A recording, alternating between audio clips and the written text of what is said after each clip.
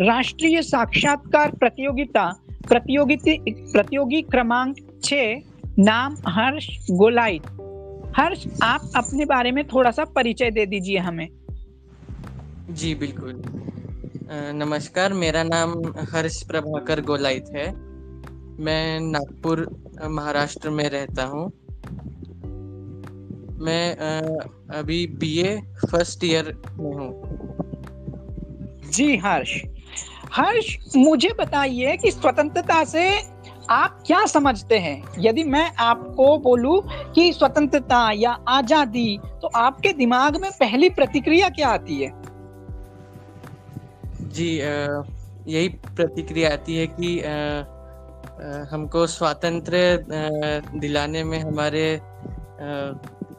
वीर पुरुषों ने बहुत ही अपना बलिदान दिया है। जी, मतलब उस स्वतंत्रता को प्राप्त करने के लिए, स्वतंत्र तत्व को प्राप्त करने के लिए हमारे वीर पुरुषों ने आहुति दी है, बलिदान दी है, तब जाके हमें यह प्राप्त हुआ है ना? मतलब हम घूम सकते हैं, जा सकते हैं, कहीं पे टहल सकते हैं, अपने मन की कर सकते हैं, है ना? अब हर्ष, मुझे एक बात बताइए कि क्या स्वतंत्रता की कोई सीमा होनी चाहिए कि ये चीजें हम कर सकते हैं या ये चीजें हम नहीं कर सकते हैं, ये चीजें सही होती है, ये चीजें गलत होती है? आप इस विषय पर क्या सोचते हैं? जी इसकी सीमा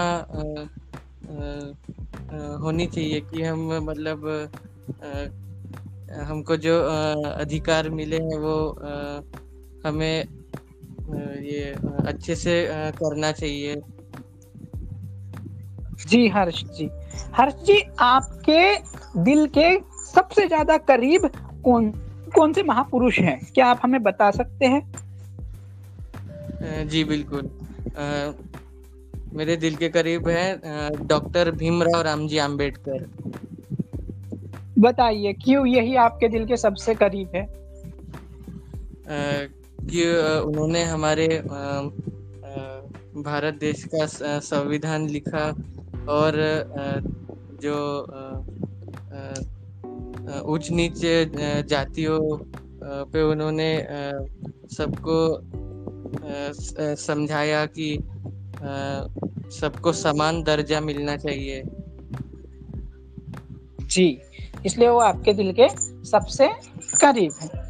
अब मुझे एक बात बताइए, जैसे अभी है ना, आप अभी हो, यदि आप 1920 की समय होते या डॉक्टर बाबा साहब अम्बेडकर के साथ आपका मिलना होता है ना, तो आप उनसे ऐसी क्या बात पूछते जो आप चाहते हो? ऐसा लगता है ना कि इस महापुरुष से हम मिल लिए तो ये पूछ ले तो मजा आ जाए। क्या पूछना चाहते? जी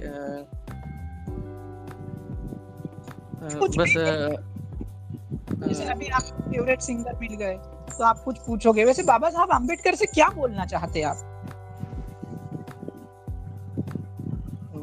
जी कि हम उनसे पूछते कि आपने जो ज्ञान प्राप्त किया है उसके बारे में मैं उनसे पूछूंगा। कैसे किया इतना संघर्ष, कैसे क्या कर लिया? यही पूछते।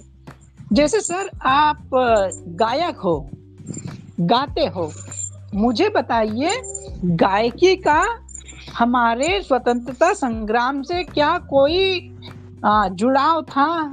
क्या गायकी ने किसी प्रकार की मदद की है? गानों में, कविताओं ने?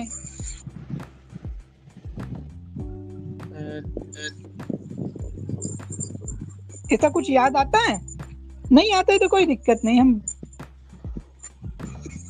जी हमारे जो शहीदों पर गाना था, ए मेरे वतन के लोगों।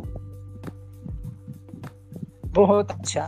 तो मतलब इस तरीके के प्रेरणादायी गाने गाए जाते थे और उनको प्रोत्साहित किया जाता था। खैर, हालांकि ये तो लता मंगेशकर जी ने बाद में गाया था, किंतु इस तरीके के कई गाने गाए जाते थे, कविताएं रची जाती थी, गीत रचे जाते थे, जिससे कि लोगों को आत्मविश्वास मिले, है ना। तो और वो किसी प्रकार से अपने आंदोलन को स्तब्ध ना कर पाए, वो लेकर चले, है ना हर्ष। हर्ष मुझे बताइए कि आपका नाम जो है हर्ष, है ना, तो आपको क्या लगता है कि आप हर्षित होकर, मतलब खुश होकर देशभक्ति करते हो? यदि करते हो तो किन प्रकार की देशभक्ति करते हो आप? किस प्रकार की देशभक्ति करते हो आप? जी, मैं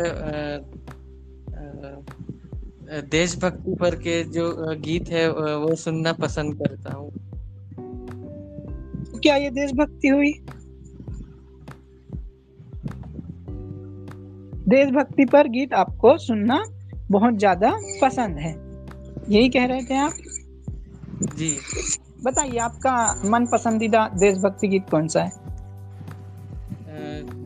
जी, मेरा सबसे पसंदीदा देशभक्ति पर गीत है ए मेरे वतन के लोगों। गायिका क्या कह रही है इस गाने में? जी, गायिका इस गाने में ये कह रही है कि अपने जो शहीदों ने अपने प्राण की आहुति दी है, आप उस पल को याद कीजिए। आप उस पल को याद कीजिए, ऐसा गायिका कह रही है ना। आप मुझे बताइए हर्ष जी कि आपको इतिहास में कौन सी ऐसी वीरांगना है या कौन सी ऐसी महाशक्ति प्राप्त महिला है ना, जिन्होंने बहुत बड़ा कर्तृत्ववान कार्य किया, जैसे आपने बताया B.R. अम्बेडकर जी, तो ऐसी एक महिला बताइए हमको। जी, तो सावित्रीबाई फुले जी। क्यों, क्या किया इन्होंने ऐसा? इन्होंने स्त्रियों को शिक्षा देने का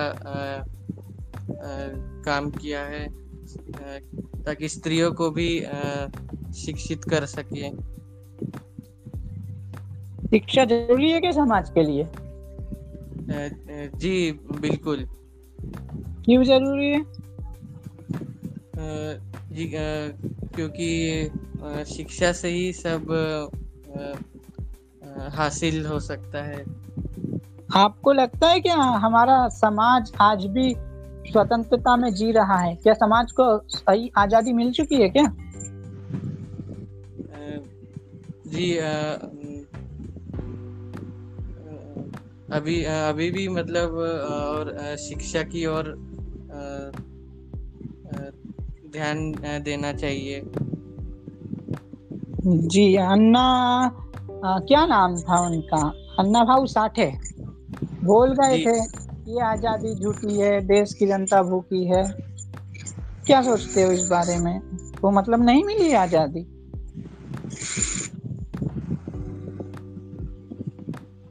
आप क्या सोचते हो ये बताइए।